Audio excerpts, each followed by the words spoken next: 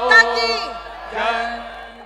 सांस्कृतिक प्रतीक है उत्तराखंड का अभिवादन करें, ताली बजाकर उनका स्वागत करें। आज विद्वान जी, हमारी राष्ट्रीय मंत्री अनुसूचित जाति मोर्चा हमारी नेहा जोशी जी, आमंत्रित करती हूँ हमारी सांसद टिहरी लोकसभा की आदरणीय श्रीमती राजलक्ष्मी शाह जी से।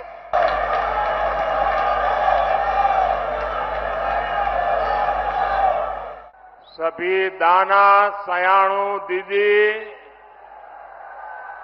भोली चाचा, बड़ियों तय मेरू प्रणाम। मां गंगा के सानिध्य में बसे 4 धाम के द्वार ऋषिकेश में इतनी विशाल संख्या और इतने बड़े उत्साह उमंग के साथ आप हम सबको आशीर्वाद देने आए हैं। मैं आपका बहुत बहुत आभारी हूं।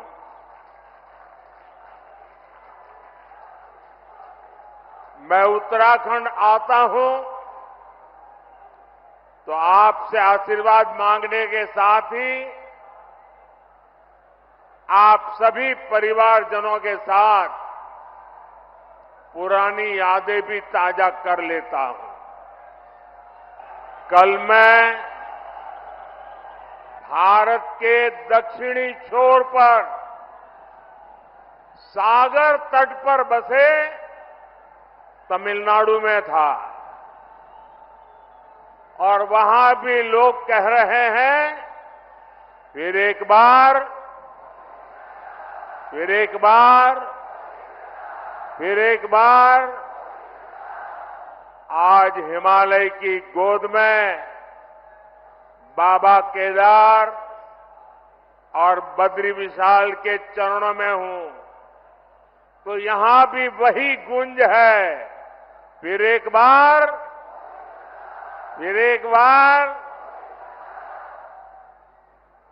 हमारे यहां उत्तराखंड में ये तो देवभूमि है, देवताओं का आवाहन करने की परंपरा है और हुड़का का नाद देवताओं का आवाहन करने में ऊर्जा देता है। आज मुझे भी जनता जनार्दन जो देवता रूपी है उनका आह्वान करने के लिए हुड़का का नाद बजाने का सौभाग्य मिला। साथियों, एक गुंज इसलिए है क्योंकि देश के लोगों ने पूर्ण बहुमत वाली स्थिर सरकार का काम देखा है। आज देश में ऐसी सरकार है जिसने बीते 10 वर्ष में भारत को पहले के मुकाबले कई गुना मजबूत कर दिया है। मेरी बात से आप सहमत हैं?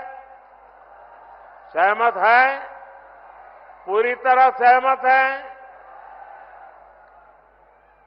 जब जब देश में कमजोर और अस्थिर सरकार रही है तब तब दुश्मनों ने फायदा उठाया है। जब भारत में कमजोर और अस्थिर सरकारें थी तब भारत में आतंकवाद ने पैर पसारे। आज भारत में मोदी की मजबूत सरकार है, इसलिए आतंकवादियों को घर में घुसकर मारा जाता है।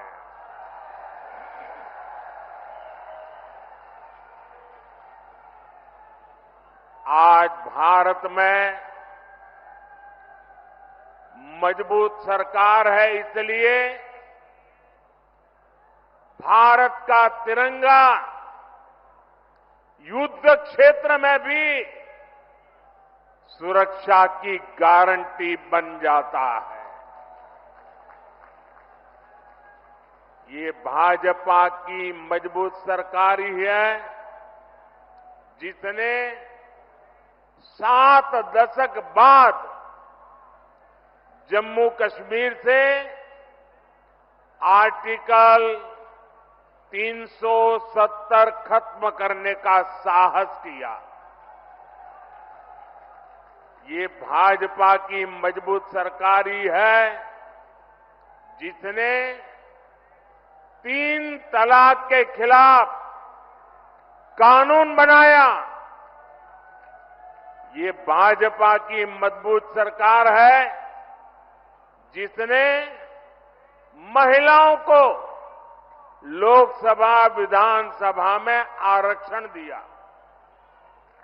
ये भाजपा की मजबूत सरकार ही है जिसने सामान्य वर्ग के गरीबों को भी 10% आरक्षण दिया।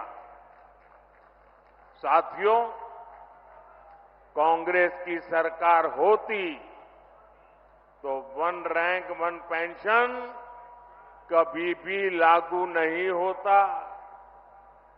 मोदी ने ये गारंटी दी थी और इसे पूरा करके दिखाया।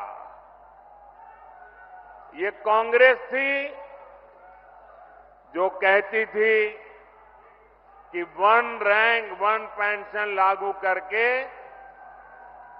हम पूर्व सैनिकों को 500 करोड़ रुपए देंगे। ये मोदी है जिसने 1 रैंक 1 पेंशन लागू करके पूर्व सैनिकों को 1 लाख करोड़ रुपए से ज्यादा उनके बैंक खाते में पहुंचा दिए हैं।